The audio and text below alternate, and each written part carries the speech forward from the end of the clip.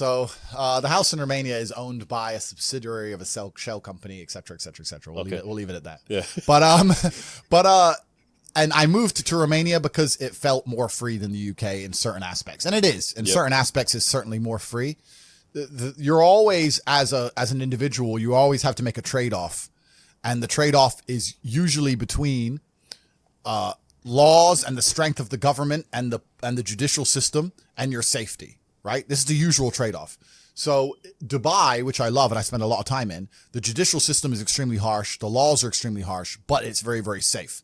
I'll accept that trade. If you give me a powerful government and a powerful police force, but you give me my safety to wear a $5 million watch, I'll take that all day.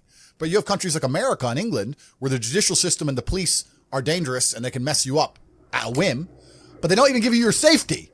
So now I have to be scared of the cops arresting me for no reason and the criminal killing me. So they don't even give me a fair trade-off. So in my view, if I'm going to live in a country with a strong judicial system and a strong legal system, I want them to provide me my safety on the street and the safety of my family. And if they don't do that, I don't see why they're seen as so strong. There's countries in Africa and Southeast Asia, et cetera, where the judicial system's a joke. Then fine. The streets aren't safe.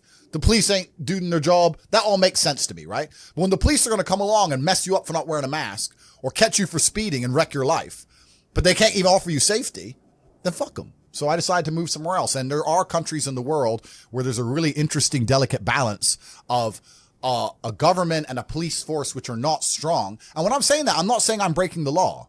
I'm not saying it in that way. I'm saying that minor infractions or tiny things I'm not going to be persecuted to the end of earth, right? And this is what I even said. Like in Romania, you don't get parking tickets. You just fucking park. You just dump the car. Nobody gives a shit, right? So it's just a different way of life over there. But at the same time, Romania and a few other countries in the world, a lot of them are in Eastern Europe, they have a strong morality because they're very religious countries. So although the police are not seen as a strong police force, they're not like the English police, they're not as well funded, they don't have as fast cars.